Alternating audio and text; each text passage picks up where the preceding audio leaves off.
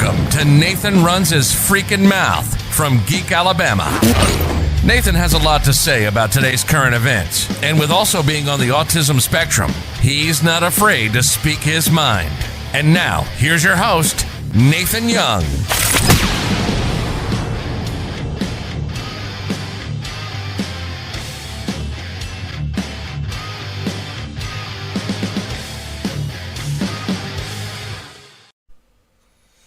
Hello everyone again. This is episode 3 of Nathan Runs His Freakin' Mouth. And for the first 5 episodes, I'm talking about the problems in Anniston, Alabama that need to be addressed with an election coming up really soon. We vote for a mayor and city council. So on this episode, I want to talk about something that's really dear to me, and that's infrastructure.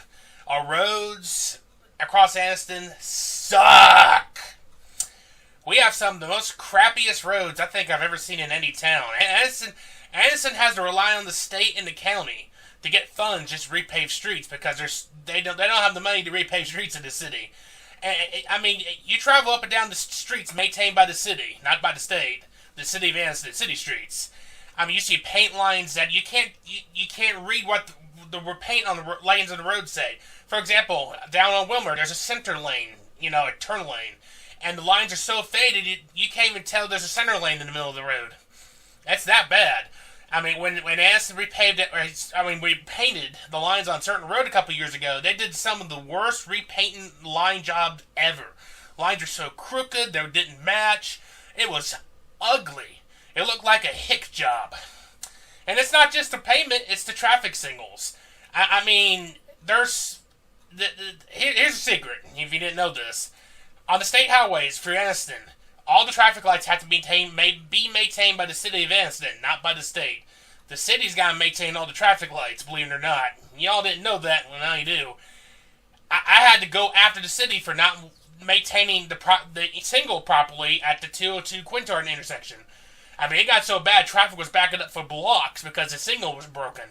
And the parts inside the box were not synced correctly, so it was giving Quintard only like 20 to 30 seconds of green light time, and at 202, way more time, which has less traffic. And even they got some of that fixed, it's still not running right.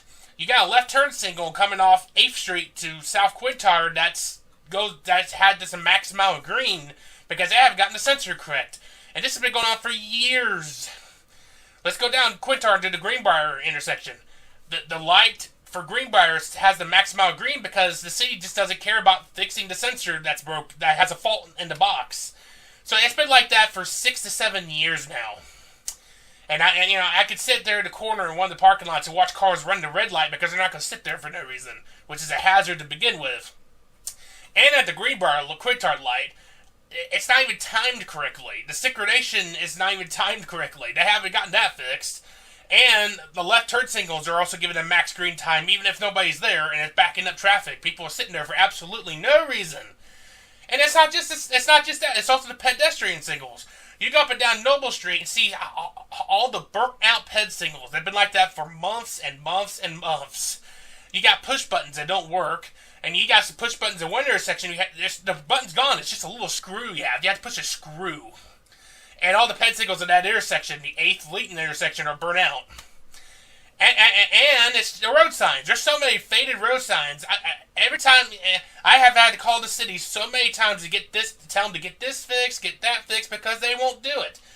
I mean, at that county highway department, they have to call the city often because the city doesn't give a crap. Anniston has some of the worst road crews, public safety crews I've ever seen.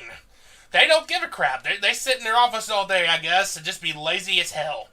They don't care about the traffic signals. They don't care about stop signs that are too faded you can't read it. They don't care about the streets. They don't care about anything infrastructure-wise. And it's just terrible that Anniston treats the roads and traffic signals and road signs like this. I mean, they get tired of me calling them because I see that, and they should get it fixed, not listen, sit there and not do it. So I don't know what's going on with Anniston and why they don't care about its infrastructure at all. They don't care about its roads. They don't care about its traffic signals. They don't care about faded out road signs. They just don't give a crap. And I'm hoping whoever gets elected mayor next, if we have a new mayor come in, They do some big changes at the Public Works Department immediately. So, to talk about infrastructure, let's talk about another thing that Anniston just keeps shooting its foot in, and that's ecotourism. They're trying. Anniston has. Let's pretend this is a poker game. We're in a high stakes poker game, and we're getting low on chips. So we see the hand. We push the chips all in, thinking, "Oh, we're gonna double up. We're gonna get back in the game." And then when the river card turns, is we lose. I don't know who's pushing Anniston to go full into this ecotourism thing. It's not going to save this city. And Anniston has pushed all the poker chips in thinking ecotourism is going to be the Lord and Savior of this city, which is not going to be. I mean, let's begin with the pretty obvious. A lot of the jobs created in an ecotourism thing, retail, restaurants, hotels, are low-wage paid jobs. So people can't afford to live because they'll get paid low wages. That means they're going to go back home. They're going to have to do crime or drugs to make a living. So it keeps the crime rate up. It keeps the gun violence up. It keeps the poverty levels up. It doesn't help anybody. Being the most polluted city in America doesn't help either. I don't know who's pushing Anniston to say, "Oh, ecotourism's gonna save the day! Yay!" No, it's not. You know what would save Anniston? Better paying industry jobs. And the Fort McClellan area, that nobody gives a crap either. I mean, sure, the bike trails, they bring in some people. I mean, they're going to, but it's not going to save the day. We had a brewing company in down Cheehow Brewing Company that went out of business. They owe back over $100,000 in back taxes. So if that should be your clue that the ecotourism push is not going to work in this city. I mean, sure, keep maintaining the bike trails. It's a fun thing for people to do, but it's not going to save this dang city. Putting in bike lanes on Noble Street is not going to save this dang city. It's not. I wish we'd get off this ecotourism push. The people that develop these bike trails can keep developing bike trails they want, but bike trails and biking is not going to save Anniston. It's going to destroy Anniston. We're not going to become the next Gulf Shores or Gatlinburg. That's never going to happen. So I don't know why we keep pushing this crap. Meaning that, I don't know. I just don't get why we keep pushing something that's not going to work overall. It's not going to save the city. I mean, downtown's still fully empty, even with the bike trails. So that should be the clue that ecotourism, just focusing on ecotourism, is not going to save the city. When you get this Chief Ladega bike trail extended to the train station, it's still not going to save Anniston. It's not.